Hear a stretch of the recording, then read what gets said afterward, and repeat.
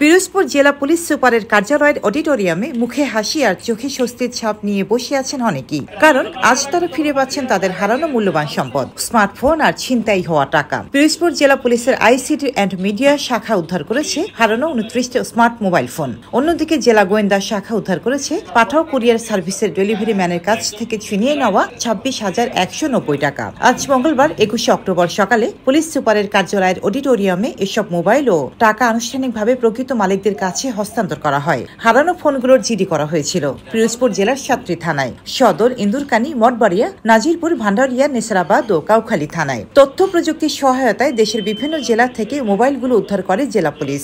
এছাড়া দুটি fake Facebook আইডির তথ্য আইনগত পদক্ষেপের জন্য থানায় হস্তান্তর করা হয়েছে। উল্লেখ্য, চলতি বছরের 22 মার্চ ভান্ডারিয়ায় পাঠাও কুরিয়ারের ডেলিভারি ম্যান অভিজিৎ বিশ্বাসের কাছ থেকে টাকা ছিনিয়ে নেওয়া হয়। ডিবির তৎপরতায় আসামিদের শনাক্ত করে উদ্ধার করা হয়েছে সেই টাকা। হারানো মোবাইল আজকে আমরা প্রকৃত যারা মালিক তাদের কাছে ফিরিয়ে দিচ্ছি।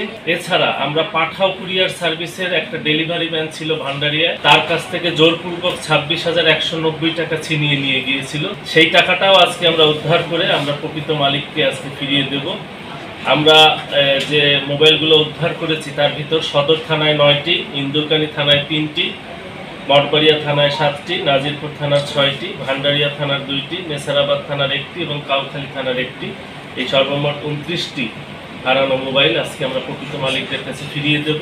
হারানো সম্পদ ফিরে পেয়ে ভুক্তভোগীরা পুলিশের প্রতি কৃতজ্ঞতা প্রকাশ করেছেন। পিরোজপুরে এখন পুলিশের উদ্যোগে ফিরেছে মানুষের আস্থা, নিরাপত্তা আর হাসি। জনগণের পাশে পিরোজপুর জেলা পুলিশ।